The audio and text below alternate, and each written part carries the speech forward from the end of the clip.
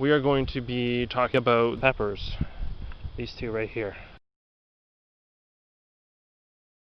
So, this is one thing that I want you guys to be aware of.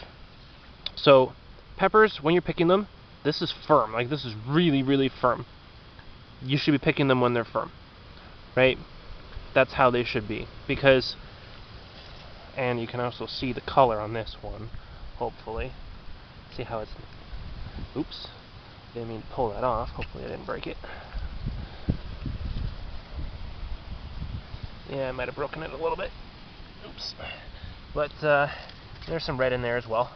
So when they're firm, that's when you're supposed to pick them. So these ones were picked a little while ago. This one is still, it's losing its rigidity, but it's also changing color. Now, here's the thing: pick it when they're firm. Don't get into a habit of waiting until they change color. I mean, if they're on the plant still and they're changing color and they're firm, then, you know, leave them. But once you pick them, just cook them, eat them up. Don't wait for them to change, because this one's not changed completely over to red or orange. I think it's probably going to be orange, but it could be red. A lot of these are turning red. Those are turning red. But here's the thing: if you let them go too long on the counter, I don't know if you guys can see this, but see how squishy that is?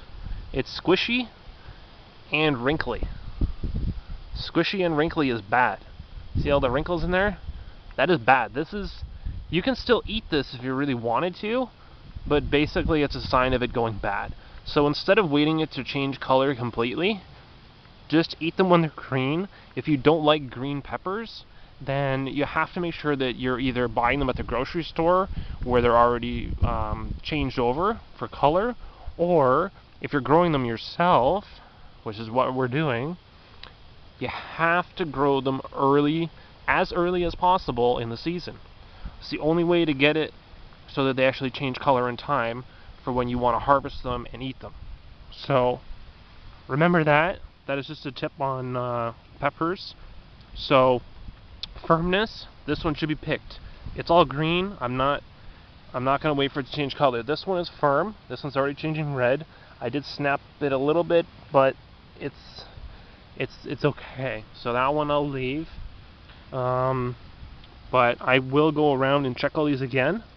This is another firm pepper, so that one can be picked. But again, don't wait, guys.